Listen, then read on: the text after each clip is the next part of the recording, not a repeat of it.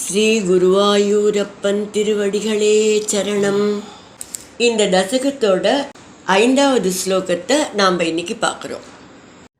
முதல்ல வார்த்தைகளை பிரித்து சொல்லலாம், பிறகு ஒவ்வொரு வரியும் சேர்த்து சொல்லலாம்.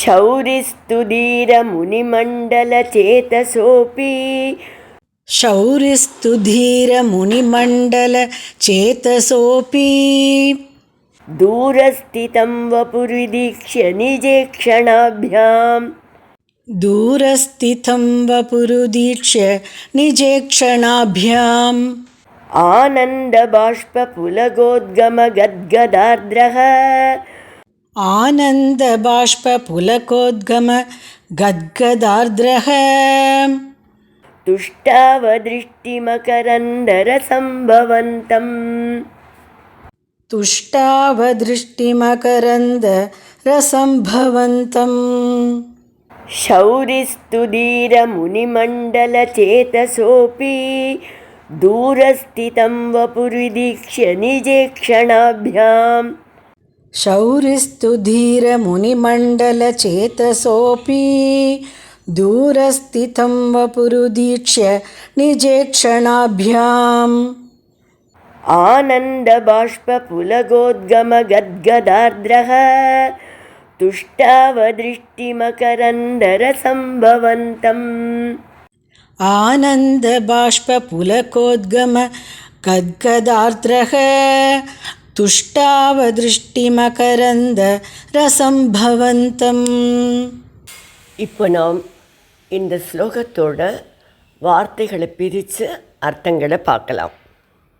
தீர முனிமண்டல, தளராத மன உறுதி கொண்ட முனிவர்களின், சேத்தசக அபி, மனங்களுக்கு கூட எட்டாமல், தூரஸ்திதம் வப்புகு, தொலைவில் உள்ளதான உங்கள் திருவடிவை, நிஜ ஈக்ஷணாபியாம் உதீக்ஷ, தன்னுடைய இரு கண்களாலும் ஆரக்கண்ட, ஷௌரிஹீத்து, வசுதேவரோ, ஆனந்த பாஷ்ப, ஆனந்த கண்ணீர், புலக உத்தம, மயிர்கூச்செறிய, கத்கதார்திர, தழுதழுக்கும் குரல் ஆகியவற்றுடன் அன்பினால் கனிந்து, திருஷ்டி மகரந்த ரசம், தன் விழிகளுக்கு பூந்தேன் போன்ற, பவந்தம் துஷ்டாவ, உங்களை போற்றி துதித்தார்.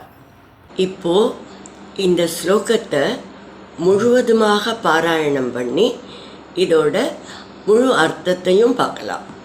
शौरिस्तुदीर मुनिमण्डल चेतसोऽपि दूरस्थितं वपुर्विदीक्ष्य निजेक्षणाभ्याम् आनन्दबाष्पपुलकोद्गमगद्गदार्द्रः तुष्टावदृष्टिमकरन्दरसम्भवन्तम्. வசுதேவருக்கு சௌரி என்று ஒரு பெயர். சூரசேனருடைய மகன் என்பதால் சௌரி என்று அழைக்கப்பட்டார். தீரர்களான முனிவர்கள் யோகிகளுடைய சிந்தைக்கும் எட்டாமல் தூரத்தில் இருக்கும் தங்கள் திருவடுவை சௌரி தன் இரு கண்களால் கண்டான் என்று பட்டதிரி கூறுகிறார்.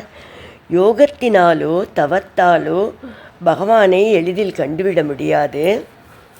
ஒரு பாசுரத்தில் தொண்டரடி பொடியாழ்வார் சொல்வார், பெண்ணுலாம் சடையினாலும் பிரமனும் உன்னை காண்பான், எண்ணிலா ஊழி ஊழி தவம் செய்தார் வெள்கி நிற்ப.